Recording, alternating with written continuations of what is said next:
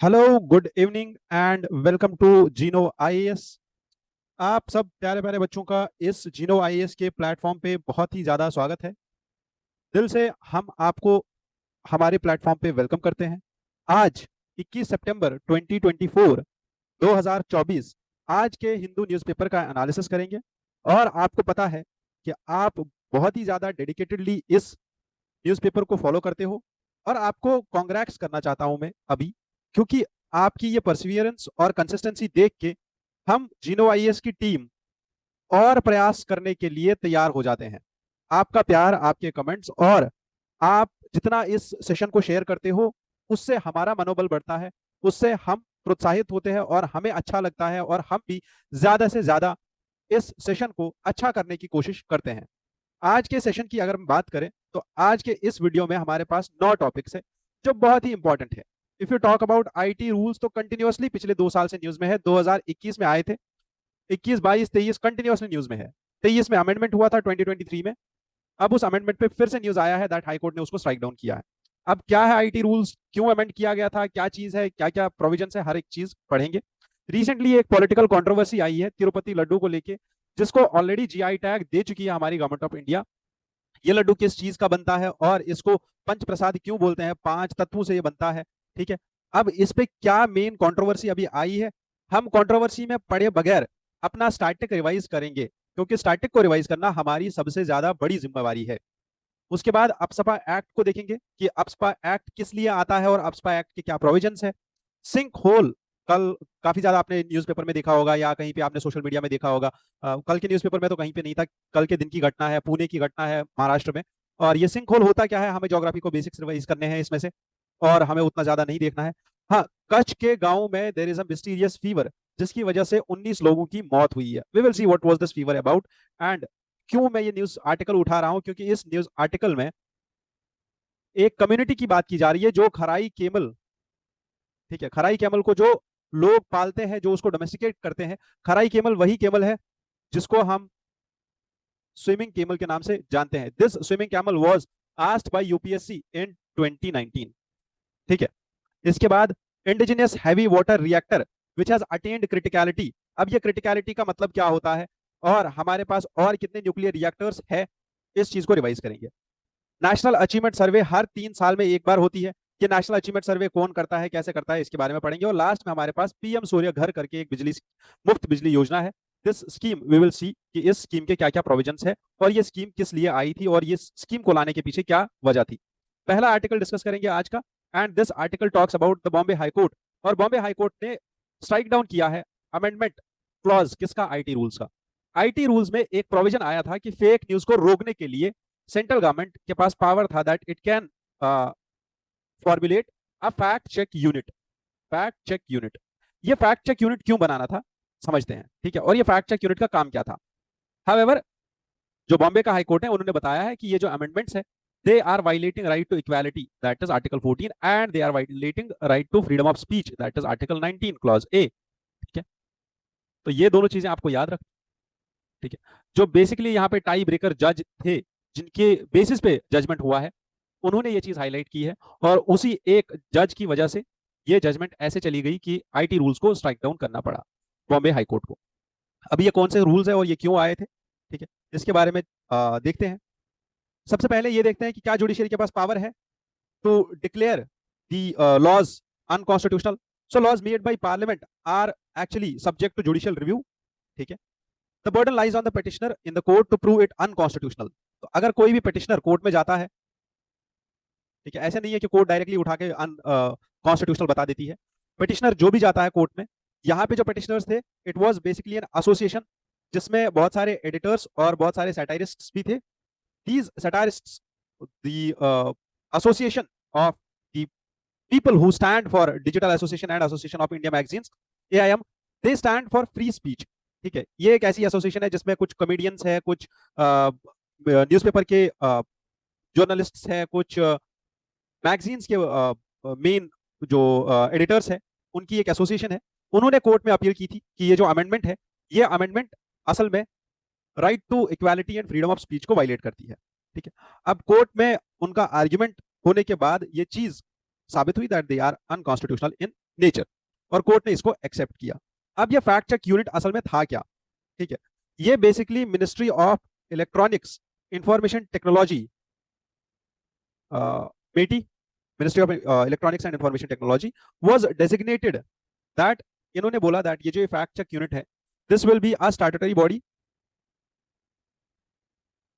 And this will work under press information bureau, PIB के अंदर ये काम करने वाला था। So as per the amendments in the IT intermediary guidelines and digital media ethics code rules 2021 in 2023, ये जो रूल्स थे 2021 में आए थे और 2023 में इनमें अमेंडमेंट किया गया था। अमेंडमेंट में क्या लिखा गया था कि अगर fact check unit digital media पे, अगर fact check unit digital media पे किसी भी कंटेंट को, किसी भी मैसेज को, वीडियो को फ्लैग कर देता है और बोल देता है दैट ये जो न्यूज है, ये जो आर्टिकल है, ये जो वीडियो है, ये फेक न्यूज है, ये फॉल्स इंफॉर्मेशन है, whether it's related to central government or the agencies on social media platforms। ठीक है, अब फैक्ट चेक यूनिट के पास ये पावर था कि वो फ्लैग करे किसी भी ऐसी मीडिया में न्यूज को, कंटेंट को। अब ये कंटेंट कहां पे होगा? ये फेसबुक पे होगा, यूट्यूब पे होगा, ट्विटर पे होगा। ठीक है, नाउ दीज ऑनलाइन इंटरमीडिएरीज, जिनको हम आप मेटा के नाम से जानते हो, बहुत सारे सोशल प्लेटफॉर्म्स हैं, इनको यूजुअली ऑनलाइन इंटरमीडिएरीज बोलते हैं।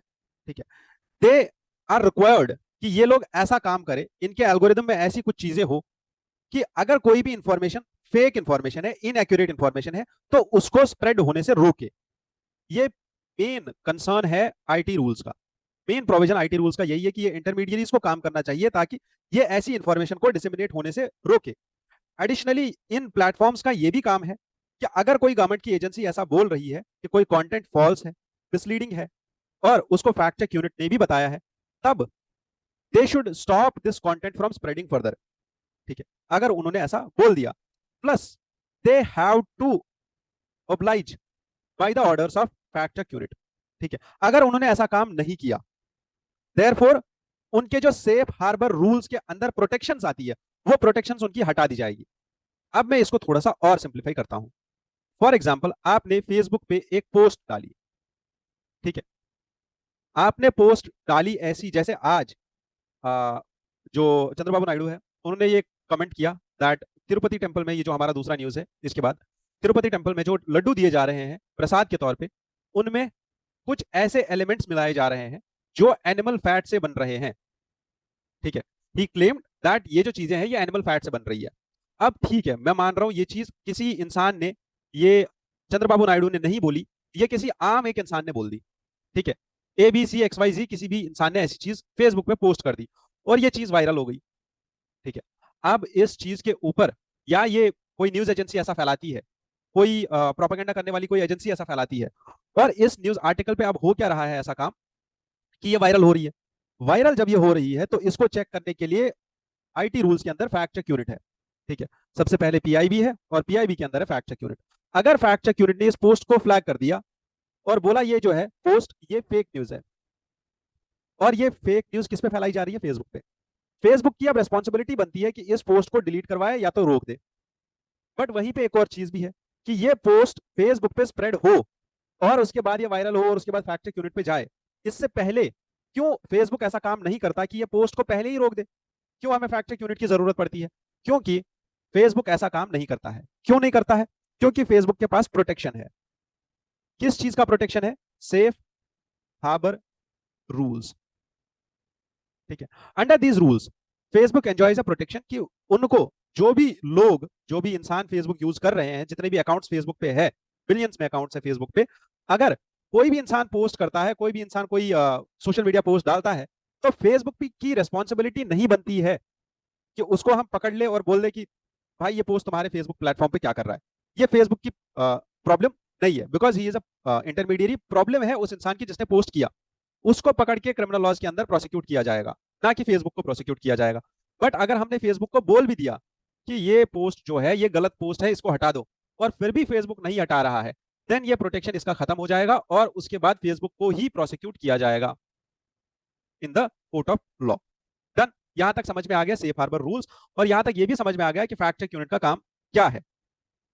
यहीं पे हमें यह भी समझना है कि section 2 clause 1 sub clause W of IT act 2000 हमें यह बोलता है कि कोई भी ऐसी इंटरमीडियरी कौन है. It defines the intermediaries.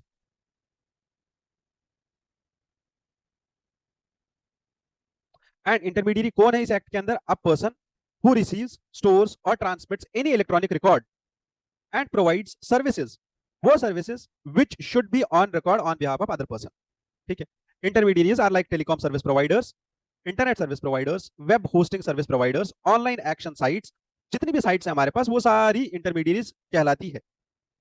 And if you talk about the exemptions, तो under this act these intermediaries are provided the exemption of safe harbor rules. ठीक है, क्लियर यहां तक? अब ये जो इंटरमीडियरी है इसकी लाइबिलिटी क्या बनती है? इसकी लाइबिलिटी ये बनती है, they can be held liable for third party content. कोई भी यूजर अगर कंटेंट अपलोड करता है इन साइट्स पे, तो इन इंटरमीडियरीज का क्या रोल है वहां पे? They will be held accountable अगर उन्होंने अनलॉफुल कॉन्स्पिरेसी करी और दे हेल्ड एडिंग और इंड्यूसिंग दिस अनलॉफुल कॉन्स्पिरेसी, या उनने कोई अनलॉफुल एक्ट किया. जैसे लास्ट टाइम अगर आपको याद हो तो ट्विटर को यूएस इलेक्शंस में ऐसा बोला गया कि इन्होंने यूएस इलेक्शंस को रिग किया, मतलब उन्होंने यूएस इलेक्शंस को इन्फ्लुएंस किया गलत कैंपेन्स चला के. वहीं पे ब्राजील में भी रिसेंटली सेम कंट्रोवर्सी छिड़ी और ब्राजील में भी वहां के जो मिनिस्टर जज है जिनको अपॉइंट किया गया था इस ट्विटर के कॉन्स्पिरेसी केस को हैंडल करने के लिए, उन्होंने लास्ट में ये जजमेंट दिया कि ट्विटर को सस्पेंड कर दिया जाए फ्रॉम ब्राजील. ये अभी पिछले हफ्ते की न्यूज है. तो ऐसी प्रॉब्लम्स इंडिया में ना हो इसीलिए ये फैक्ट चेक यूनिट लाया गया था. But what are the major concerns about this amendment rules in IT act of 2023? जितने भी रूल्स आए हैं 2023 में जो अमेंडमेंट हुआ उसमें मेन कंसर्न क्या है? मेन कंसर्न ये है that there will be arbitrary enforcement. ठीक है, किस चीज का आर्बिट्ररी एनफोर्समेंट? कि फैक्ट चेक यूनिट के पास क्या क्राइटेरिया है ऐसा जिसकी वजह से वो किसी भी इंफॉर्मेशन को फॉल्स या यू कैन से फेक बता देता है, which leads to subjective judgements. अब फैक्ट चेक यूनिट के पास क्या ऐसा क्राइटेरिया है? ऐसा कोई स्पेसिफिक क्राइटेरिया नहीं है. इसीलिए ऐसा बोला जा रहा है that rule 3 clause 1 sub clause B sub clause V of IT rules of 2021 is violative of Article 14, Article 19 clause 1 subclause A and Article 19 clause 1 subclause G and also Article 21 of the Constitution of India. वहीं पे अगर आपको पता हो तो Shreya single case में, जो कि 2015 का केस है, supreme court held that limited any law which limits the speech, any law which limits the speech, right to speech, ठीक है, right to or freedom of speech and expression, any law which limits it must not be vague or must not be overbroad. ठीक है, must not be vague or overbroad. ठीक है, ऐसा कोई भी law नहीं होना चाहिए जो फ्रीडम ऑफ स्पीच को लिमिट करे.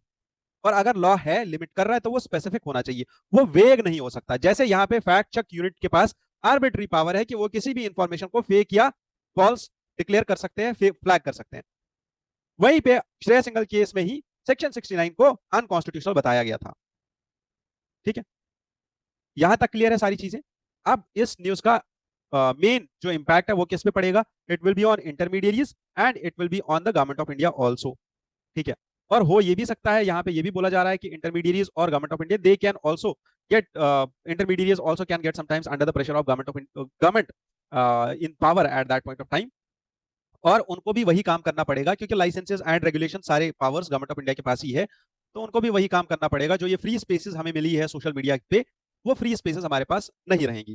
ठीक है, so this was all about this, the legal provisions, the acts and the supreme court का जजमेंट. हर एक चीज मैंने यहाँ पे आपको समझा दी. यहीं पे आईटी रूल्स 2021 में जो आए थे उनका मेन प्रोविजंस क्या क्या थे हाईलाइट करते हैं बस. Intermediary guidelines and digital media ethics code. The rules are divided in two parts. One is guidelines for social media intermediaries, another is the ethics code. इन रूल्स के अंदर एक तो गाइडलाइंस है और दूसरा एथिक्स कोड है डिजिटल मीडिया के लिए. ठीक है, मिनिस्ट्री ऑफ जो मेटी है हमारी, ministry of electronics and information technology, ये काम करेगी किस पे? सोशल मीडिया इंटरमीडियरीज के गाइडलाइंस पे और ministry of information and broadcasting, that is जो हमारी मिनिस्ट्री है इंफॉर्मेशन की, वो काम करेगी किस पे? एथिक्स कोड पे. Now, what will they do is they will see social media intermediaries that they itself are divided into two rules. One is social media, another is significant social media intermediaries. One is normal like WhatsApp and others who have very less impact, जिनका base user base less than 50 lakhs है in India. ठीक है. Others are those जिनका base है 50 लाख से ज्यादा का. These are WhatsApp, Facebook, Instagram, जिनका base बहुत बड़ा है. Rules which both have to obey. सबसे पहली due diligence to whatever are the guidelines of government of India. Second is grievance redressal mechanism, इनके पास होना चाहिए. Third is the dignity of user should be maintained and the online safety of the user should be maintained always. ठीक है. Next is what are the significant social media intermediaries. जितनी भी ये social media intermediaries है, चाहे आप Instagram की बात कर लो, चाहे आप मेटा के जितने भी है, अगर आप इनकी बात करो तो सबसे पहला इनको एक कंप्लाइंस ऑफिसर बिठाना होता है. ठीक है. नेक्स्ट इनको एक chief nodal contact person designate करना होता है, जिसके साथ गवर्नमेंट ऑफ इंडिया जो है कम्युनिकेट कर पाए.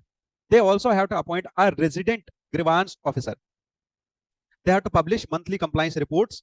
दे have to identify first originator, कि कोई भी पोस्ट जो फ्लैग किया गया या कंट्रोवर्शियल कोई भी पोस्ट है, उसको ओरिजिन या उसका ओरिजिन कहां से हुआ, किस इंसान ने उसको बनाया और किस इंसान ने उसको सबसे पहले सोशल मीडिया पे पोस्ट किया, चाहे वो किसी भी सोशल मीडिया पे पोस्ट किया हो. ठीक है. सेकंड, फिजिकल कांटेक्ट, जहां पे गवर्नमेंट ऑफ इंडिया जाके इनसे बात कर पाए, वो फिजिकल कांटेक्ट या फिजिकल एड्रेस इनका यहां पे होना जरूरी है.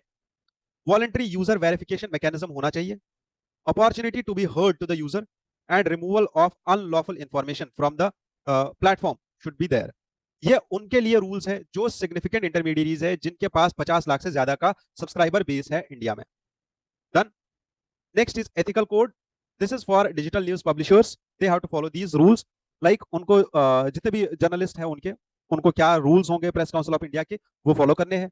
प्रोग्राम कोड जो इस एक्ट के अंदर दिया हुआ है वो फॉलो करना होगा. और जो cable TV network regulation act है 1994 का, उसके अंदर जो पूरा वो एक्ट है उसको फॉलो करना होगा.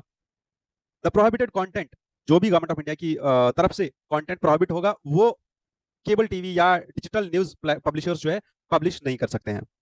ओटीटी प्लेटफॉर्म्स, उनको क्लियर कट सर्टिफिकेशन देनी होती है किसी भी कंटेंट की, चाहे वो मूवी रिलीज करे या वो वेब सीरीज रिलीज करे. उस वेब सीरीज के ऊपर उनको ये मेनली पांच ऐसे कैटेगरीज है जहां पे उनको हाईलाइट करना पड़ता है कि ये किस कैटेगरी की मूवी है. ये एडल्ट है, ये अंडर 16 है, अंडर 13 ईयर्स ऑफ एज है, under the age of 7 years है, या फिर ये यूनिवर्सल है. ठीक है.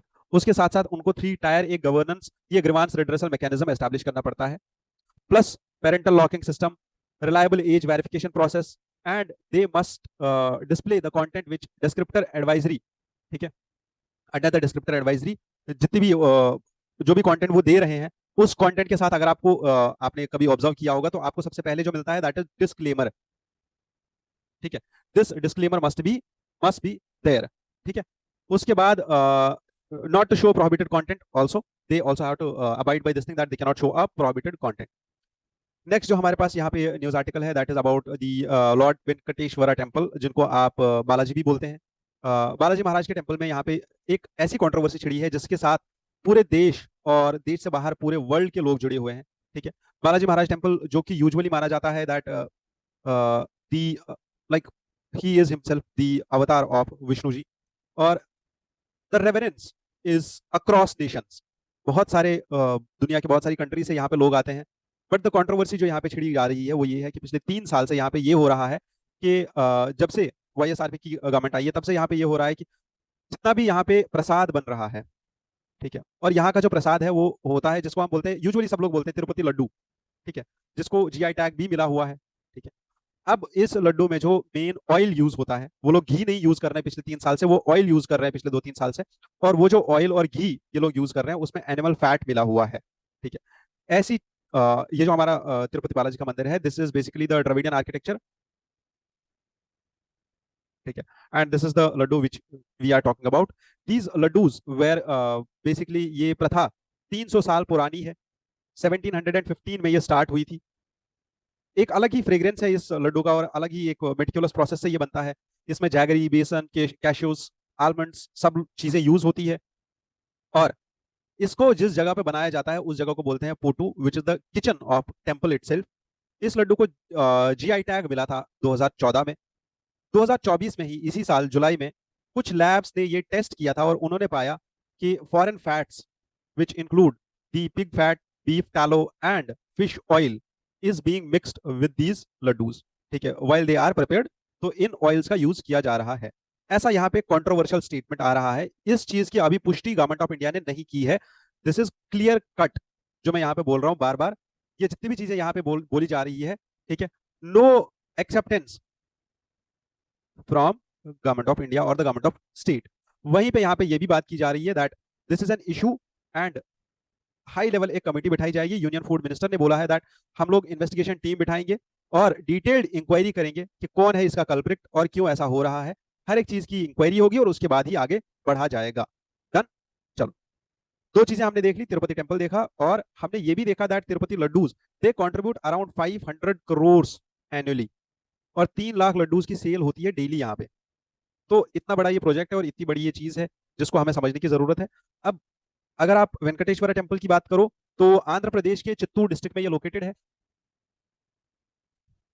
ठीक है, एंड बेसिकली वैष्णवाइट टेम्पल है ये। It is located in Tirumala. ठीक है, एंड तिरुपति बालाजी का ये टेम्पल बोला जा, यूजुअली इसको बोलते हैं तिरुपति बालाजी का temple. It is dedicated to lord Shri Venkateshwara. He is an incarnation of lord Vishnu. वो कलयुग में उन्होंने अवतार लिया था। And this is one of the richest temples in the world in terms of donations and the wealth it receives. Dravidian architecture का ये temple है। इसको 300 एडी में बनाया गया था। ठीक है, इसका जो गर्भगृह है, जहां पे मेन डेटी है, उस गर्भगृह को बोलते हैं आनंद निलायम। ठीक है, जहां पे मेन डेटी हमारी वेंकटेश्वरा है। He is standing, he is in a standing posture. उनका जो मूर्ति है वो बिल्कुल अपराइट है, स्ट्रेट है, बैठे हुए नहीं है। It faces east in the garbhagriha. The temple follows a Vaikhanasa Agama tradition of worship. यहाँ पे मेन जो ट्रेडिशन है that is Vaikhana Vaikhanasa Agama tradition. ठीक है, and temple is one of the 8 Vishnu Swayambhu kshetras. Vishnu ji के 8 स्वयंभू क्षेत्र है और 8 में से ये एक है। And is listed as 106th and last earthly Divya Desam. ठीक है, लास्ट अर्थ पे जो दिव्य देशम है उसमें से लास्ट वाला ये है। डन। चलो, नेक्स्ट जो यहाँ पे आर्टिकल है दैट इज अबाउट अप्सपा। और मेन जो यहाँ पे बात की जा रही है ऊटिंग की। ऊटिंग एक रीजन है। बेसिकली यहाँ पे हुआ क्या है, सबसे पहले न्यूज समझते हैं। नागा स्टूडेंट्स फेडरेशन एनएसएफ, जो कि एक एक्सट्रीमिस्ट ग्रुप है, they have criticized Supreme Court's order denying the sanctions to prosecute 30 personnel of Army's 21 para special forces। अब आप समझो इस चीज को। हमारे आर्मी के जवानों ने एक यूजुअली नागालैंड की एक जगह है ऊटिंग, वहां पे उनने एनकाउंटर किया और उस एनकाउंटर में बहुत सारे लोग मारे गए और उस आर्मी की बटालियन का नाम था 21 पैरा स्पेशल फोर्सेस। ठीक है, अब इस फोर्सेस में, इस बटालियन में 30 जवान थे हमारे। अब इन 30 जवानों को सजा होने वाली थी, सजा नहीं होने वाली थी। क्यों सजा होती? क्योंकि अपसपा जहां पे भी लगता है, आपको समझना पहले ये है, ये मार्शल लॉ है। ठीक है, ये एक ऐसा एक्ट है जो इम्यूनिटी प्रोवाइड करता है आर्मी पर्सनल को कि वो ड्यूटी के टाइम पे कोई भी ऐसा एक्ट करते हैं तो उनको कोर्ट ऑफ लॉ में तो प्रोविजन नहीं है कि उनको ला के वहां पे सजा दी जाएगी। ऐसा प्रोविजन नहीं है हमारे पास, वो इनको इम्यूनिटी देता है। ठीक है, why and what is AFSPA, let's understand it. पहली चीज, आर्म्ड फोर्सेस का जो ये पावर है, अगर आप अपसपा की बात करो तो कुछ स्टेट्स में अभी भी लगा हुआ है, जैसे लद्दाख और जम्मू एंड कश्मीर, अरुणाचल, असम, नागालैंड, मेघालय, मणिपुर, इन जगहों पे अभी भी लगा हुआ है अपसपा। ठीक है, अब ये अपसपा लगा हुआ है तो इसके मेन प्रोविजंस क्या है? अगर आप देखो यहां पे तो सबसे पहला ये है कि इन स्टेट्स में तो ये है ही। ठीक है, पहली चीज ये है, AFSPA under section 3 of AFSPA act empowers the governor of the state और the union territory to issue official notification on the gazette of India. और कहीं पे भी अगर ऐसा हुआ कि गवर्नर ने ये डिक्लेयर कर दिया कि स्टेट का या यूनियन का कोई एक रीजन है जहां पे अपसपा लग गया, once declared the region has to maintain status quo for a minimum of 3 months। ठीक है। देन स्टेट गवर्नमेंट का क्या रोल है? स्टेट गवर्नमेंट, ये त्रिपुरा का केस है या पंजाब का केस है, जहां पे भी सेसेशनिस्ट मूवमेंट्स हो रही है, वहां पे अब इस रीजन में डिक्लेयर करना है या नहीं करना है। Before we understand that what actually happens with AFSPA, let's understand AFSPA क्यों बनाया गया था और अप्सपा का काम क्या है। अप्सपा एक्ट 1958 का है, ठीक है। This act enables special powers to armed forces in disturbed areas, ठीक है। अब इन एरियाज में से हमने अभी तक देखा असम, अरुणाचल प्रदेश, मणिपुर, मेघालय, मिजोरम, ये सारे एरियाज है। इस एक्ट के अंदर द सेक्शन 3 जिसकी हम बात इस स्लाइड में कर रहे थे, दिस सेक्शन 3 एम्पावर्स गवर्नर और एडमिनिस्ट्रेटर, ठीक है, और the central government to declare whole part of the state, whole और पार्ट ऑफ द स्टेट और union territory as a disturbed area, ठीक है। कि सेक्शन 3 के अंदर, अप्सपा के सेक्शन 3 के अंदर डिक्लेरेशन के पावर्स गवर्नर, एडमिनिस्ट्रेटर और सेंट्रल गवर्नमेंट तीनों के पास है। नेक्स्ट इज, ये स्पेशल पावर्स के अंदर होता क्या है?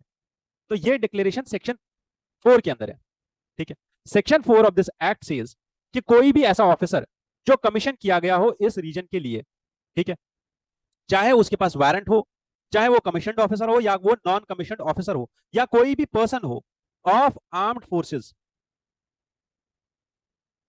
उसके पास स्पेशल पावर्स होंगे। अब कौन से स्पेशल पावर्स होंगे उसके पास? वो सारे पावर्स अप्सपा एक्ट के अंदर डिक्लेयर्ड है। कौन से स्पेशल पावर्स हैं इनके सब पास? पहला, first of all they have to give warning, and once they give warning then they can fire upon और they can use force and they can even cause death against any person acting in contravention of the law. जो उस time पे law लगा हुआ हो, अगर कोई भी इंसान उसको वायलेट कर रहा है और आर्म्ड फोर्सेस में से कोई भी बंदा ऐसा है, चाहे वो कमीशनड है, वो विद वारंट है, या वो नॉन कमीशनड ऑफिसर है, वो फायर कर सकता है, वो फोर्स यूज कर सकता है और वो मार भी सकता है किसी इंसान को, ठीक है। And this act also prohibits assembly of 5 और मोर पर्सन, ठीक है। ये ऑफिसर जो होगा, ये ऑफिसर के पास ये पावर होगा कि वो प्रोहिबिट करे 5 से ज्यादा लोगों की एक जगह बैठक। Plus they can also prohibit weapons, fire arms and ammunition and explosives, कि कोई भी इंसान के हाथ में ऐसी चीज ना मिले, ये भी प्रोहिबिशन लग सकता है। प्लस अगर उनको सस्पिशन हो, किसी भी इंसान पे शक हो, तो they can arrest a person without warrant, they can enter और search the premises without warrant, ठीक है। Understand it. Unless otherwise authorised by the central government, ये जितने भी आर्म फोर्सेस के पर्सन होते हैं, they are shielded against all legal actions. इनके ऊपर कोई भी लीगल एक्शन नहीं लगेगा जब तक सेंट्रल गवर्नमेंट खुद नहीं बोलेगी तब तक। इसीलिए यहां पे जो मेन केस यहां पे बताया जा रहा है, that is about this news in Oting, Nagaland. Nagaland में जो केस हुआ, जो वहां पे एनकाउंटर हुआ, उसके बाद इन लोगों के ऊपर एफआईआर लगी, 30 लोगों के ऊपर एफआईआर लगी, बट उस एफआईआर के अंदर सुप्रीम कोर्ट ने इनको बोला नहीं, हम इनको सजा नहीं देंगे। क्यों सजा नहीं देंगे? Because their actions are shielded against all the legal against all the legal matters. Whether AFSPA is to be repealed और नॉट, यहाँ पे जो बात की जा रही है लास्ट में, बहुत सारी बॉडीज है, जैसे there is this one organization over here, NSCN, Isaac Mavia faction. They have said that we are in rude shock over the dismissal of criminal proceedings against the soldiers, क्योंकि 13 civilians को यहाँ पे encounter में मारा गया था, ठीक है। प्लस यहाँ पे बहुत सारे आर्ग्यूमेंट्स दिए जा रहे हैं, ठीक है, कि अप्सपा को और जो अदर स्पेशल पावर्स दिए जा रहे हैं आर्म्ड फोर्सेस को, उसको रिपील किया जाए। बट क्या ऐसा हो सकता है कि जितने भी यहाँ पे स्टेट्स मैंने आपको बताया, जम्मू एंड कश्मीर, लद्दाख, जहां पे अभी भी हमने रिसेंटली टेररिस्ट एक्टिविटीज देखी, नॉर्थ ईस्ट रीजन, मणिपुर का रीजन जहां पे पिछले 2 साल से चल रहा है क्राइसिस, क्या यहाँ पे अप्सपा एक्ट को हटाया जा सकता है? क्या इसको रिपील किया जा सकता है? तो these are arguments, there are arguments कि एक तो ये बहुत पुराना लॉ है, कॉलोनियल लॉ है, रॉलेट एक्ट के जैसा ये लॉ है, ठीक है, जैसा हमारे पास रॉलेट एक्ट आया था जिसके अगेंस्ट में रॉलेट सत्याग्रह की थी गांधी जी ने, उस एक्ट के जैसा ये एक्ट है। ये act article 14, article 19, article 21, 22 and 25 सबको वायलेट करता है।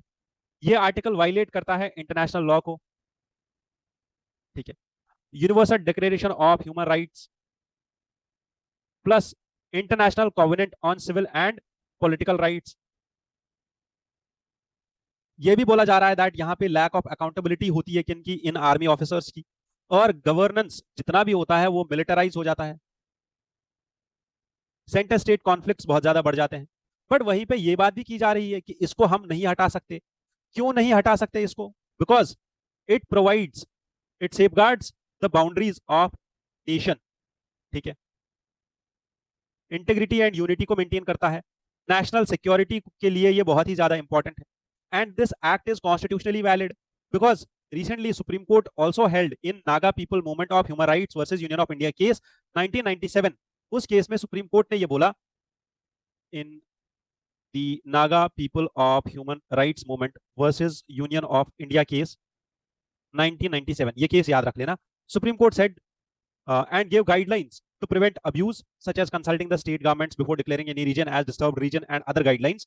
इस केस के अंदर सुप्रीम कोर्ट ने गाइडलाइंस दी थी पूरी की पूरी की, आप सभा के अंदर आप अगर किसी स्टेट को डिक्लेयर कर देते हो तो वो स्टेट के डिक्लेरेशन के टाइम पे आपको कितनी गाइडलाइंस का पालन करना होगा। Plus if you see national security imperative यहाँ पे है, टेररिज्म इंसर्जेंसी हमारे दोनों रीजन्स में है, ठीक है, plus there are other measures to curb the misuse of this AFSPA act like सबसे पहले है the extra judicial execution of victim families versus the union of India case 2016, 2016 का एक केस है हमारे पास जिसका नाम है extra judicial execution victim families versus union of India case 2016, in which the Supreme Court said that AFSPA does not provide invincible immunity to armed forces from prosecution, ठीक है। इसके बारे में कुछ कमिटीज भी बनाई गई थी, वन इज जस्टिस बीपी जीवन रेड्डी कमिटी 2004 की, second ERC report 2007 also says that the repeal of AFSPA can be considered since it would remove the feeling of discrimination and alienation of these people। इसके बाद अगर आपको और पढ़ना है इसके बारे में तो संतोष हेगड़े कमेटी 2013 और जस्टिस वर्मा कमेटी 2013 इन्होंने भी इस एक्ट के बारे में बोला है, जिसके बारे में आप पढ़ सकते हो। I guess this is all about this news article. Further what we will understand is sinkholes. Sinkhole यहाँ पे पुणे में हुआ है और पुणे में ये बोला जा रहा है कि अंडरग्राउंड मेट्रो का काम तो चल ही रहा है, बट मेट्रो अंडरग्राउंड जो ये मेट्रो बन रही है इसका मेन रीजन नहीं है इस सिंक होल का। हुआ क्या, बेसिकली एक गाड़ी पार्क करी हुई थी और वो गाड़ी धस गई नीचे जमीन के अंदर, ठीक है, कैसे चली गई, वो डूब गई अंदर, वो नीचे सिंक होल हो गया। अब ये सिंक होल बनता कैसे है, सिंपल, आपको ऊपर से प्लेन लैंड नजर आएगा, पानी से धीरे धीरे धीरे धीरे पर्कुलेट करना स्टार्ट करेगा इनटू बेडरॉक, ठीक है, और बेडरॉक जो है वो इरोड होना स्टार्ट हो जाएगी because that bedrock is made of limestone और डोलोमाइट, और वहां पे छोटी छोटी कैविटीज बनने स्टार्ट हो जाएंगी। ये कैविटीज के अंदर धीरे धीरे ये कैविटीज बढ़ती चली जाएंगी, ठीक है, और जो ये सॉइल है ये पर्कुलेट होना स्टार्ट हो जाएगा, ये इन कैविटीज में जाना स्टार्ट हो जाएगा। इसके बाद होगा ये एक केव जैसा स्ट्रक्चर बनेगा अंदर ही अंदर, ठीक है, ये कैविटी बहुत बड़ी हो जाएगी and eventually this ground will collapse, ठीक है, और आपको एक बहुत ही बड़ा खड्डा दिखेगा यहाँ पे, ठीक है, बिकॉज ये जो ऊपर सॉइल होती है वो वीक होती है और उसके ऊपर थोड़ा सा भी लोड पड़ेगा तो ये लोड नीचे चला जाएगा। This is the process of sinkholes. Done. चलो, ये एक डिप्रेशन होता है जो ग्राउंड में बन जाता है, यूजुअली नेचुरल होता है, ठीक है, बट कभी कभी ह्यूमन कॉजेस भी इसको ट्रिगर करते हैं, ठीक है। Most of the sinkholes they are due to karst process, जिसको हम कास्ट टोपोग्राफी भी बोलते हैं, ठीक है। This karst topography is only because of, not only because of, because there is a solution जो पानी और कैल्शियम कार्बोनेट, जितनी भी कार्बोनेट वाली रॉक्स होती है उनके बीच में होता है, ठीक है। So these carbonate rocks they first start solution and उसके बाद ये पानी के साथ रिएक्ट करती है, एक वो रॉक जो है वो डिग्रेड होना स्टार्ट हो जाती है और उसके बाद रॉक जो है कोलैप्स हो जाती है, ठीक है। नेचुरली सिंक होल्स कहाँ बनते हैं, जितना भी ड्रेनेज होता है, और अगर आपका रिवर कहीं से बह रहा है उस रिवर के बेड में कहीं पे भी ऐसा रॉक है जो लाइमस्टोन का रॉक बना हुआ है या कार्बोनेट रॉक है, ये रॉक इवेंचुअली इसके साथ होगा क्या, ये पानी की वजह से ये रॉक वेदर होना स्टार्ट हो जाएगा और ये रॉक केमिकल वेदरिंग का शिकार हो जाएगा और उसकी वजह से होगा ये जो रिवर का पानी आ रहा है ये इस रॉक को टोटली इरोड कर देगा और ये रॉक के नीचे एक बड़ा सा गड्ढा बन जाएगा और ये सिंक होल इतना नीचे होता है कि कभी कभी पूरे का पूरा रिवर ही इस सिंक होल में चला जाता है। ठीक है, और आगे जो है रिवर ड्राई हो जाता है और उसके बाद ये पानी आगे नहीं बहता, ये पूरे का पूरा पानी इसी सिंक होल के अंदर चला जाता है। ठीक है, फिर धीरे धीरे सेडिमेंट्स आके सिंक होल को भर देते हैं, ये वापस फिर प्रोसेस ठीक हो जाता है। ऐसा सिंक होल लास्ट टाइम हमने जम्मू एंड कश्मीर में देखा था 2 साल पहले। ठीक, चलो, और अगर आपको फिर भी ऐसा सिंक होल देखना है तो यू कैन सर्च फॉर पापा न्यू गिनी और द सेडार सिंक। ठीक है, which is at the mammoth cave national park in Kentucky. ठीक है, it's an underground stream of reverse, पूरे के पूरे रिवर जो है वो अंडरग्राउंड ही चल रहा है अब। Mainly rocks which have gypsum and carbonate and salt beds, वहां पे ये बहुत ज्यादा बनता है। नेक्स्ट जो यहाँ पे बात की जा रही है वो एक पर्टिकुलर, मैं यहाँ पे कुछ और नहीं डिस्कस करूंगा, मैं बस कुछ चीजें डिस्कस करूंगा जो आपको याद रखनी होंगी। सबसे पहली चीज, ये कोई फीवर है, एक बीमारी है जिसकी वजह से 19 लोगों की मौत हुई है। बट जब यहाँ पे टेस्टिंग की गई, ये एक ऐसा गांव है जो गुजरात के कच्छ रीजन में बहुत ही लाइक रिमोटेस्ट एरिया है, जहां पे 1980s में बस एक ही आदमी रह रहा था और उस आदमी का नाम था भारावंत, और उसी के नाम पे इस विलेज का नाम पड़ गया भारावंत। केस स्टडी है, हमें बस समझनी है। इस remotest of the remote village में एक्चुअल में हुआ क्या है, रिसेंटली बहुत ही ज्यादा रेनफॉल हुआ। ठीक है, और यहाँ की कम्युनिटी का बोलना यह है कि रेनफॉल बहुत ही ज्यादा होने की वजह से हमारे यहाँ बीमारियां फैल गई। बीमारियों में H1N1 swine flu, covid, H3N2 type of influenza, ये सारी बीमारियां यहाँ पे लग गई। ये बीमारियां हमारे लिए इंपॉर्टेंट नहीं है। ठीक है, इंपॉर्टेंट अगर है तो पहली ये कि यहाँ पे कौन सी कम्युनिटीज रह रही है। तो कम्युनिटी है फकीराना जाट, हाजियाना जाट और दानेता जाट एंड गरासिया जाट। तो ये नाम याद रखने हैं कि ये कम्युनिटीज कहाँ पे मिलती है। ये हरियाणा में नहीं मिलती है, ये हमें मिलती है गुजरात में, गुजरात के कच्छ रीजन में, पहली चीज। दूसरा, खराई केमल। ठीक है, खराई केमल के बारे में यूपीएससी ने ऑलरेडी पीवाईक्यू में पूछा हुआ है।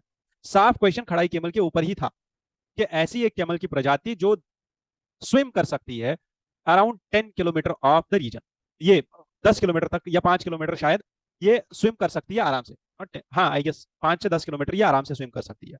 इनको डोमेस्टिकेट करने वाले, इनको ब्रीड करने वाली जो मेन कम्युनिटी है उनका नाम है फकीराना जाट। ठीक है, तो अगर आपको देखना है तो कोक स्टूडियो पे इनका एक गाना भी है फकीराना, आप सुन सकते हो आराम से। और इस कम्युनिटी को याद रखना है, ये कम्युनिटी कहाँ पाई जाती है और ये कम्युनिटी क्या काम करती है, क्योंकि पीवाईक्यू से इन्फ्लुएंस्ड क्वेश्चन डायरेक्ट आता है। ठीक है, चलो आगे। कच्छ का जो ये रीजन है जिसको हम रन ऑफ कच्छ भी बोलते हैं, इट्स अ शैलो वेटलैंड, यहाँ पे ये रीजन है। ठीक है, और यहीं पे अगर आप देखो तो पाकिस्तान के साथ हमारे एक क्रीक का डिस्प्यूट है। ठीक है, जिसको हम बोलते हैं हरामी नाला। ये इंडिया और पाकिस्तान के बीच में डिस्प्यूटेड क्रीक है। शैलो वेटलैंड है यहाँ पे, रेनी सीजन, और रेनी सीजन में बहुत ही ज्यादा क्या होता है, इसमें सबमर्ज हो जाता है ये पूरा, और जब ये ड्राई सीजन आता है तो टोटली ड्राई रहता है। ठीक है, और बेसिकली कच्छ वर्ड संस्कृत से निकला हुआ है, कच्छ का मतलब है टोटाइज। ठीक है, चलो नेक्स्ट जो यहाँ पे आर्टिकल है, it's about again Indus water treaty, जो कि हमने ऑलरेडी डिस्कस की हुई है पूरी की पूरी। बट इस एडिटोरियल में बोला क्या जा रहा है, बोला ये जा रहा है इंडस वाटर ट्रीटी के अंदर इंडियन गवर्नमेंट ने अभी किया क्या है। इंडियन गवर्नमेंट ने बोला कि परमानेंट इंडस कमीशन जो इंडस वाटर ट्रीटी के अंदर बना हुआ है, इस इंडस वाटर कमीशन की जितनी भी मीटिंग्स हो रही थी, चाहे हमारे रिलेशंस कितने भी खराब हो गए इंडिया पाकिस्तान के साथ, मीटिंग्स तब भी हो रही थी। बट अभी क्या बोला गया कि जब तक आप इंडस वाटर ट्रीटी को रिवाइज करने के लिए हाँ नहीं बोलते हो, तब तक हम लोग इस परमानेंट इंडस कमीशन में कोई मीटिंग नहीं करने वाले। ऐसा किसने बोला, इंडियन गवर्नमेंट ने बोला। अब समझने वाली बात यह है कि इसके बाद क्या होगा। इसके बाद होगा यह कि टोटल हॉल्ट पे चला जाएगा हमारा प्रोसेस, जितना भी हम कम्युनिकेशन प्रोसेस था वो हॉल्ट पे चला गया। वाटर शेयरिंग एग्रीमेंट अब चेंज करना है। क्यों ऐसा चेंज करना है, सबसे पहली चीज है इंडियन गवर्नमेंट ऐसा क्यों बोल रही है चेंज करना है, क्योंकि अगर आप देखो क्लाइमेट चेंज है ना, रिन्यूएबल एनर्जी, हाइड्रो पावर के ऑप्शंस जरूरी है, हमारी नीड्स बदल रही है, क्लाइमेट बदल रहा है, चेंजेस हो रही है, तो हमें ये चीज करनी पड़ेगी। इतनी पुरानी ट्रीटी है, इसको दोबारा से चेंज तो करना पड़ेगा। वहीं पे एक और इशू ये भी आ रहा है कि अगले महीने अक्टूबर के महीने में 15-16 को एससीओ की मीटिंग है, हेड्स ऑफ द गवर्नमेंट, जिसका invitation last to last week Pakistan ने इंडिया को दे दिया था कि मोदी जी को वहां पे आ जाओ मीटिंग के लिए। अब बात यह है कि जैसे हमने सार्क को छोड़ दिया, क्योंकि पाकिस्तान उसमें ऑब्लिगेशंस डाल रहा था 2016 से, हमने सार्क को छोड़ दिया, वैसे ही क्या हम एससीओ को भी छोड़ देंगे बिकॉज हमारे रिलेशंस टॉक्सिक है। क्या ऐसा हो सकता है। तो आज का जो क्वेश्चन है वो भी इसी चीज पे है कि जो एक ब्राइट स्पॉट था या ब्राइट स्टार था in the depressing world picture, वो अब फेड हो रहा है, उसकी लाइट अब जा रही है। क्योंकि इंडस वाटर ट्रीटी जिसको बोला जा रहा था द वन ब्राइट स्पॉट, ये ट्रीटी ही अब इररेलेवेंट हो रही है इंडिया और पाकिस्तान के लिए, और ये चाहते हैं कि इस ट्रीटी को रिवाइज करें। क्यों? क्योंकि अगर आप इस देखो तो इंडस वाटर ट्रीटी के अंदर जितने भी रिवर्स, इंडस, चिनाब, झेलम जो पाकिस्तान के पास जाता है, रावी, बियास, सतलुज जो इंडिया के पास रहता है, जिसका पानी पूरा एक्सेस इंडिया के पास है इस पानी का, इसी चीज को लेके अगर आप देखो तो चिनाब रिवर के ऊपर हमने लास्ट टाइम बगलिहार डैम बनाया। उसके बाद पाकिस्तान का नीलम रिवर प्रोजेक्ट 2013 का, किशन गंगा और रैटल प्रोजेक्ट, किशन गंगा और रैटल प्रोजेक्ट पे तो पाकिस्तान ने एस्केलेट करके परमानेंट कोर्ट ऑफ आर्बिट्रेशन में भी चले गए थे वो लोग, और बगलिहार डैम को भी लेके चले गए थे, और वहां पे भी जितने भी इश्यूज हो गए उसमें majority of the times India was over powering, कि इंडिया के हक में फैसला आया कि नहीं ये प्रोजेक्ट जो है ठीक है, इंडिया इस प्रोजेक्ट को कर सकता है।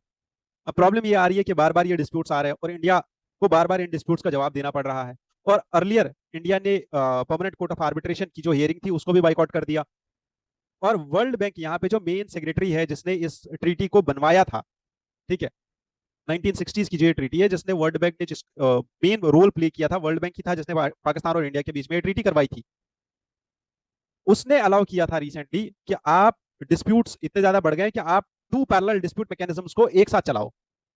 अब इस ट्रीटी को थोड़ा सा और समझते हैं ताकि हमारे लिए ये ट्रीटी इजी हो जाए, ठीक है, ताकि हम इस ट्रीटी को याद रख पाए और हमारे आंसर को हम अच्छे से लिखें। तो आपका इंट्रोडक्शन सिंपल होगा, इंडिया और पाकिस्तान के बीच में 1960s में ट्रीटी बनी थी, वर्ल्ड बैंक ने इसको ब्रोकर किया था, ये आपका इंट्रोडक्शन होगा। इस ट्रीटी के की प्रोविजंस क्या है? पानी का allocation, western rivers, Indus, Jhelum, जनाब, आईसीजे कहाँ जाएगा? पाकिस्तान। और रावी, बियास एंड सतलुज कहाँ जाएगा? इंडिया। परमानेंट इंडस कमीशन बनाया गया, किस लिए? सबसे पहले एनुअल मीटिंग्स करेंगे ये लोग, और जितने भी डिस्कशंस होंगे पानी के मैनेजमेंट के ऊपर वो इसी कमीशन के अंदर होंगे। डिस्प्यूट रेजोल्यूशन के लिए एक 3 स्टेप मैकेनिज्म भी है इस ट्रीटी के अंदर, जिसमें सबसे पहले ये कमीशन, परमानेंट इंडस कमीशन, दूसरा government to government talks, and तीसरा थर्ड पार्टी आर्बिट्रेशन जो वर्ल्ड बैंक के अंदर होगा। तो ये कुछ प्रोविजन है, फीचर्स है ट्रीटी के जो आप पहले पार्ट ऑफ द बॉडी में लिखोगे। नेक्स्ट, जितने भी प्रोजेक्ट्स इस ट्रीटी के अंदर क्लेम किए गए और जितने भी प्रोजेक्ट्स इस ट्रीटी के अंदर जहां पे भी डिस्प्यूट आ गए इन प्रोजेक्ट्स पे, उसमें से सबसे important was Pakal Dul, next was the if you see lower Kalnai, Kishan Ganga, Ratle, ये सारे अगर आप देखो तो ये सारे प्रोजेक्ट्स इस ट्रीटी के अंदर कहीं ना कहीं पे डिस्प्यूट में आ गए। लास्ट टाइम पीसीए में भी जो हमारा किशन गंगा प्रोजेक्ट है वो चला गया था, और उसके साथ साथ रैटल हाइड्रो इलेक्ट्रिक प्रोजेक्ट जो run of the river project Chenab river के ऊपर है, इसके ऊपर भी बहुत ज्यादा डिस्प्यूट हुआ। कहाँ पे? पीसीए में। इंडस रिवर का मेन सोर्स कहाँ से है? मानसरोवर लेक से है। 200 million people are dependent on this river. इसका कोर्स तिब्बत, इंडिया और पाकिस्तान के थ्रू ये जाता है, लद्दाख और बलूचिस्तान, लद्दाख और जम्मू एंड कश्मीर से ये एंटर करता है। लद्दाख में main region that is are this Depsang and Demchok region, उसके बीच में से ये एंटर करता है इंडिया को, और फिर एक यू टर्न लेता है और देन इट एंटर्स पाकिस्तान।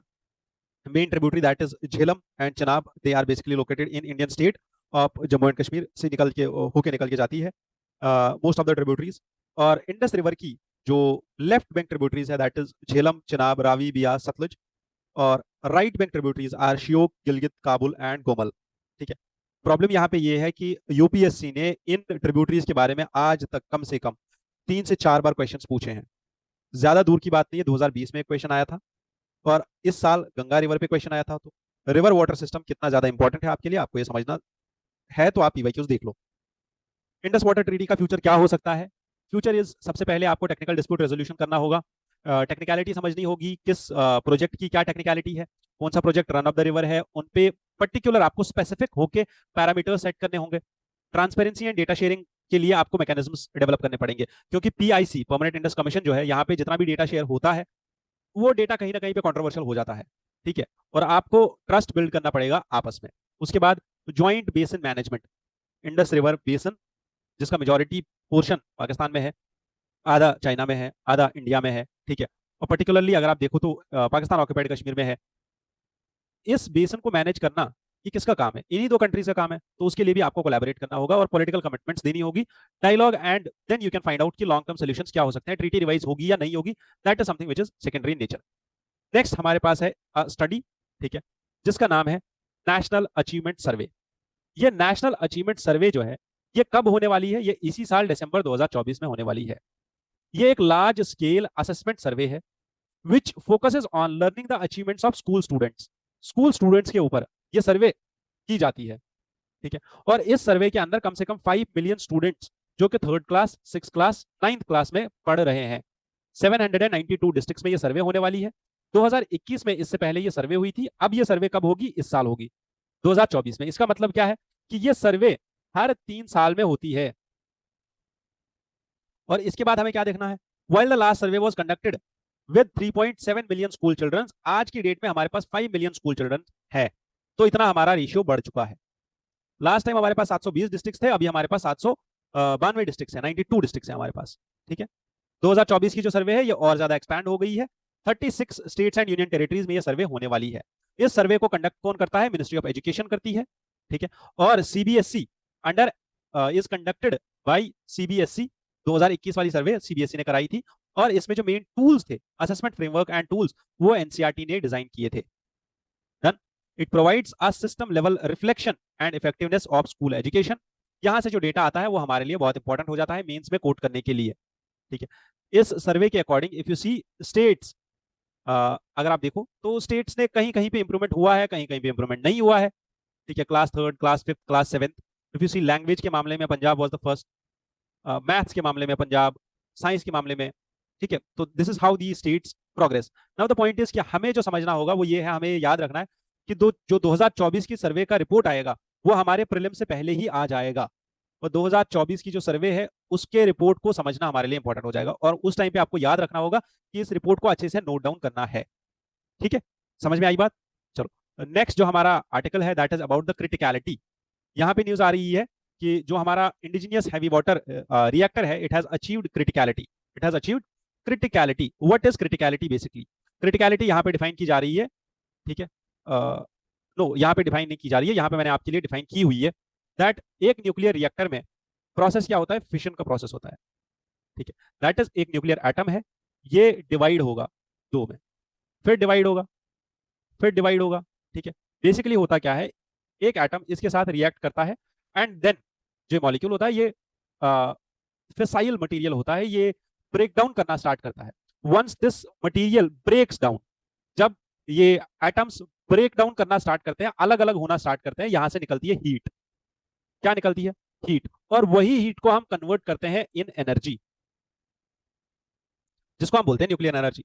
अब क्रिटिकलिटी का मतलब क्या है? क्रिटिकलिटी का मतलब ये है when the number of neutrons produced by fission, ये जितने भी न्यूट्रॉन्स यहाँ पे प्रोड्यूस हो रहे हैं, they are equal to the number of neutrons that are absorbed or lost. जो प्रोड्यूस हो रहे हैं और जो एब्सॉर्ब हो रहे हैं, दोनों का नंबर बराबर है।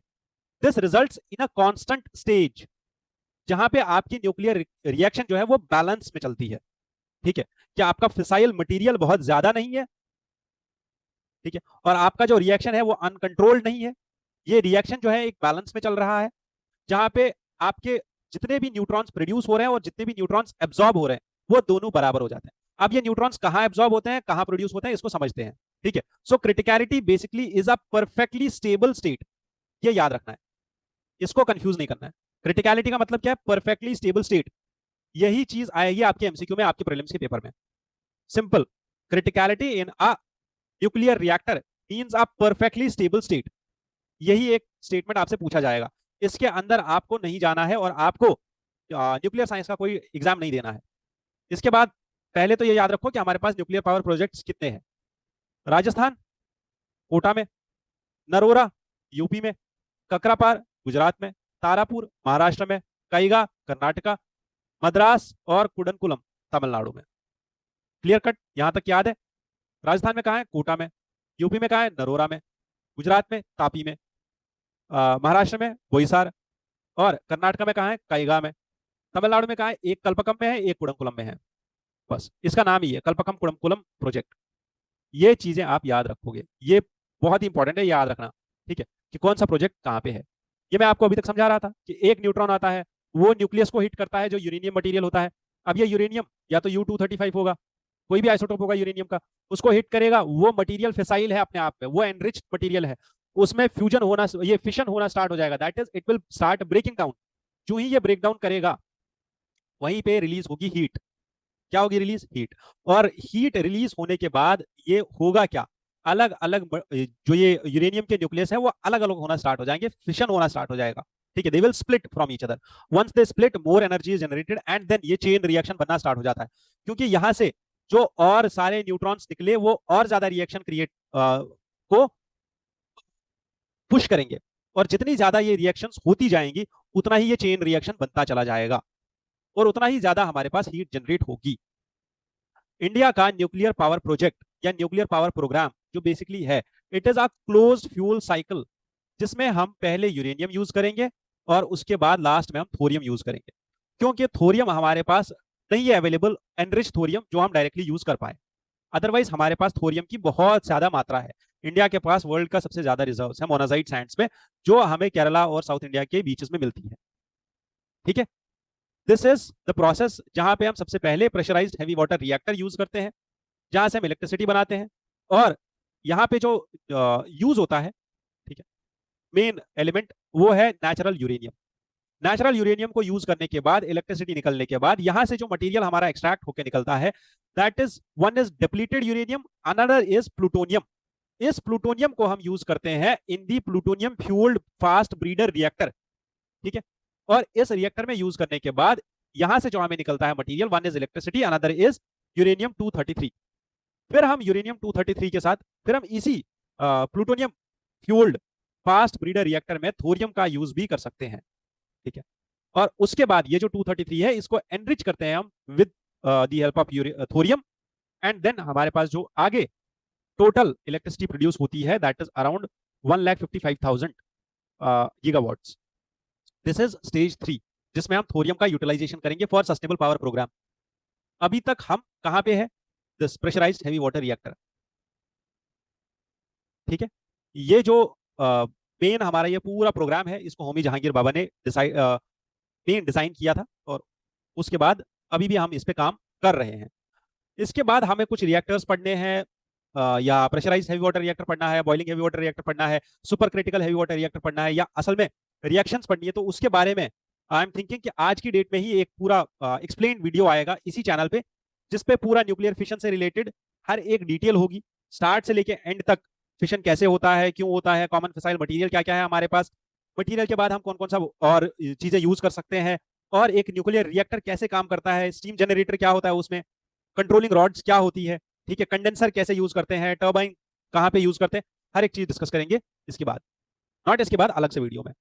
नेक्स्ट जो हमें समझना है वो है पीएम सोलर स्कीम, जिसका नाम है पीएम सूर्य घर मुफ्त बिजली योजना, जो मिनिस्ट्री ऑफ, पहला पॉइंट, ठीक है, स्कीम का नाम क्या है याद रख लिया। दूसरा पॉइंट किसके अंदर है, ministry of new and renewable energy. Target क्या है, 500 करोड़ रुपीस का एक सब कॉम्पोनेंट है इसके अंदर, जिसका नाम है इनोवेटिव प्रोजेक्ट्स। इनोवेटिव प्रोजेक्ट्स के नाम से यहाँ पे एक नया सब कॉम्पोनेंट लॉन्च किया गया है। अब इस कॉम्पोनेंट के अंदर क्या होगा, ठीक है, बस अभी नोटिफिकेशन आया है मिनिस्ट्री का, और मिनिस्ट्री ने क्या बोला है कि हम लोग क्या करने वाले हैं, we want to attract people, ठीक है, जो लोग काम कर रहे हो ब्लॉकचेन बेसिस पे, और वो क्या करे, वो ब्लॉकचेन बेसिस पे रूफटॉप सोलर प्रोजेक्ट्स इंस्टॉल करे, डिजिटल सॉल्यूशंस प्रोवाइड करे आरटीएस के लिए, रूफटॉप सोलर प्लांट्स के लिए, और एक स्मार्ट बिल्डिंग मटेरियल बनाए, इलेक्ट्रिक व्हीकल्स के लिए रेस्पॉन्सिव ग्रिड बनाए, ठीक है, बैटरी स्टोरेज पे काम करे। बट मेन एम क्या है कि जितने भी इनोवेटिव प्रोजेक्ट्स होंगे उन प्रोजेक्ट्स को फाइनेंशियल असिस्टेंस देंगे। कितना असिस्टेंस देंगे, 60% का असिस्टेंस होगा। ये चीज कॉन्ट्रीब्यूशन नहीं है, ये चीज सब्सिडी नहीं है, अभी तक क्लियर नहीं है ये चीजें, ये बस एक फाइनेंशियल असिस्टेंस है जो 18 महीने तक दी जाएगी, इंस्टॉलमेंट्स में होगी। अंडरस्टूड, क्लियर यहां तक कहानी। This scheme was established on February 29, 2024। इसी साल ये स्कीम लाई गई थी तो increase the share of solar rooftop capacity and have residential houses to generate their own electricity. पहली चीज हमने स्कीम का नाम याद रखा, स्कीम कब आई, 2024 में आई। स्कीम क्यों आई, दो मेन ऑब्जेक्टिव है स्कीम के। पहला ऑब्जेक्टिव है सोलर रूफटॉप को की कैपेसिटी को इंक्रीज करना, दूसरा हाउस होल्ड को एनकरेज करना कि ये अपनी इलेक्ट्रिसिटी खुद जनरेट करे। अब इसी स्कीम के अंदर एक सब कंपोनेंट है जिसका नाम है इनोवेटिव प्रोजेक्ट्स। इस सब कंपोनेंट के अंदर हम लोग क्या कर रहे हैं, सोलर रूफटॉप्स के लिए ब्लॉकचेन टेक्नोलॉजी का अगर कोई यूज कर रहा है, स्मार्ट सोल्यूशन है किसी के पास, स्मार्ट बिल्डिंग मटेरियल है किसी के पास, उनको हम अलाउ करेंगे 60% तक का फाइनेंशियल असिस्टेंस। याद हो गया, चलो। ये जो सूर्य घर स्कीम है, this is a 75,000 crore scheme जो 1 करोड़ घरों के लिए बनाई गई है। इसमें होगा क्या 300 यूनिट्स तक का इलेक्ट्रिसिटी जो है वो फ्री में दिया जाएगा। 7 किसको दिया जाएगा? जो ये सोलर प्लांट्स एस्टैब्लिश करेगा। 78,000 करोड़ रुपीस की सब्सिडी दी जाएगी और लोन्स प्रोवाइड किए जाएंगे लोअर इंटरेस्ट रेट पे। इजी एनरोलमेंट प्रोसेस होगा और इसके साथ हमने देखा कि इस स्कीम का मेन ऑब्जेक्टिव क्या है? सोलर रूफटॉप कैपेसिटी बढ़ानी है और इलेक्ट्रिसिटी खुद से जनरेट करनी है। Done with this, we are I guess done with this lecture. इसी के बारे में यूपीएससी ने क्वेश्चन 2015 में पूछा था। 2015 के पेपर में जो क्वेश्चन आया था वो था Indian renewable energy development agency से, और पूछा गया था कि ये एक पब्लिक लिमिटेड गवर्नमेंट कंपनी है और नॉन बैंकिंग फाइनेंशियल कंपनी है। तो ऐसे लग रहा है कि अगर एनबीएफसी है तो शायद पब्लिक लिमिटेड ना हो, या पब्लिक लिमिटेड है तो नॉन बैंकिंग फाइनेंशियल कंपनी ना हो। आपको समझना ये है कि ये both the statements are correct and this is a public limited government company and a non banking financial company. Plus PM Surya Ghar Yojana के बारे में अगर आपको कुछ और चीजें याद रखनी है तो this was part of the interim budget, और उसके बाद this promote solar rooftop sustainable development and people's wellbeing. 300 units की फ्री इलेक्ट्रिसिटी दी जाएगी टू बेनिफिशरीज। 75,000 करोड़ का इन्वेस्टमेंट होगा। 1 करोड़ हाउस होल्ड्स को टारगेट करना है। सब्सिडी दिया जाएगा installation of the panel, solar panels के ऊपर। फाइनेंशियल बर्डन लोगों के ऊपर नहीं होगा। सब्सिडीज डायरेक्टली बैंक अकाउंट में आ जाएंगी और ऑनलाइन पोर्टल अवेलेबल किया जाएगा किन के लिए? For all the stakeholders. ठीक है, ग्रास रूट प्रमोशन इसका होना जरूरी है।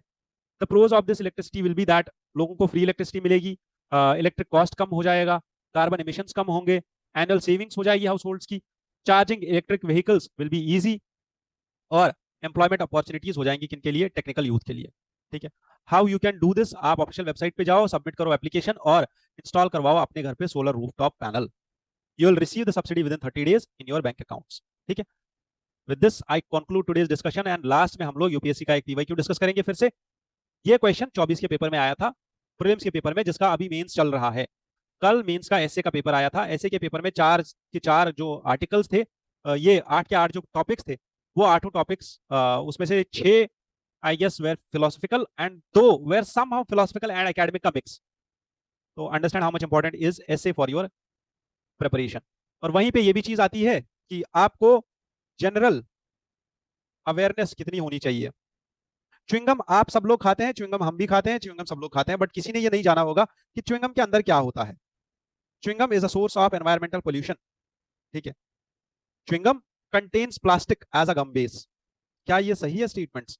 ये दोनों स्टेटमेंट्स करेक्ट है, और दूसरा स्टेटमेंट ही पहले स्टेटमेंट का सोल्यूशन है, एक्सप्लेनेशन है। क्योंकि अगर पोल्यूशन नहीं है तो प्लास्टिक की बात क्यों की जा रही है, ये भी समझना जरूरी है। प्लास्टिक की बात इसीलिए की जा रही है क्योंकि वो पोल्यूशन है। तो आंसर इसका ए होगा। अगर आपको समझना है तो जितना भी मॉडर्न च्युइंगम आप खाते हो, इसके अंदर फ्लेवर, टेक्सचर और बाउंस 3 चीजें होती है जो मेन पैरामीटर्स होती है किसके? च्युइंगम के। च्युइंगम के अंदर जो फिलर यूज किया जाता है, जिसके जो आपको लगता है ऐसे थोड़ा कुछ टाइम के बाद च्युइंगम खत्म हो जाता है, उसमें basically talc and calcium carbonate होता है, talc powder. It is the bulk out of the gum. Mainly जो आपका च्युइंगम होता है वो बेसिकली इन्हीं 2 चीजों का बना होता है। आप खाते हो 2-3 मिनट तक आपको वो टेस्ट रहता है और उसके बाद फिर आपको वो प्लास्टिक प्लास्टिक लगने लगता है। ठीक है, और वही होता है विच स्ट्रेचेस द गम। और कौन सा प्लास्टिक यूज होता है? Polyvinyl acetate. और this is the main gum base of the chewing gums. Emulsifiers, softeners, vegetable oil यहाँ पे यूज किया जाता है। स्टेटमेंट 2 इज करेक्ट, और पीवीए यहाँ पे यूज किया जाता है। And this is leading to damage to the public property. कैसे डैमेज करता है पब्लिक प्रॉपर्टी को? क्योंकि ये एक प्लास्टिक गार्बेज में कलेक्ट होता है और ये नॉन बायोडिग्रेडेबल वेस्ट है। Around 105 tonne of this garbage is produced every year. 105 tonne chewing gum लोग हर साल खाते हैं और फेंकते हैं। This waste is hard to collect, कि कौन ही च्युइंगम कलेक्ट करता फिरेगा। ठीक है, and it ends up in living and polluting earth for thousands of years. So you should understand that you too have an environmental responsibility. कि आपको अगर च्युइंगम फेंकना ही है, खाना है, फेंकना है, तो क्यों खाना है? पहले उसके खाने की वजह से ही प्रॉब्लम हो रही है, और खाया तो उसके बाद क्या होगा, उसकी रिस्पॉन्सिबिलिटी भी लेनी है, उस वेस्ट को भी देखना है कैसे कलेक्ट करोगे। लास्ट में for you there is this question of the day. Answer writing बहुत बहुत बहुत बहुत ज्यादा इंपॉर्टेंट है। मैं कितना बोलूं आपको आंसर राइटिंग कितनी इंपॉर्टेंट है, वो आप आज जितने भी मेरे स्टूडेंट्स जा रहे हैं मेंस देने, जो अभी मेंस दे रहे हैं, जिनने कल का पेपर दिया उनको पता है ऐसे कितना इंपॉर्टेंट था, और जिनने डिस्कस किया उनको समझ आया कि ऐसे के पर्सपेक्टिव्स को समझना कितना ज्यादा इंपॉर्टेंट है। और वहीं पे आपको ये भी समझना होगा कि आंसर राइटिंग कितनी इंपॉर्टेंट है। अगर आपने आंसर राइटिंग नहीं करी तो कितना प्रॉब्लम हो सकता है। आज के एडिटोरियल का जहाँ पे यूएस के प्रेसिडेंट ने बोला था इंडस वाटर ट्रीटी को अ वन ब्राइट स्पॉट और a one bright star in the very depressing image of the world has started losing its light. ठीक है, तो ये क्वेश्चन असल में इंडस वाटर ट्रीटी के ऊपर है।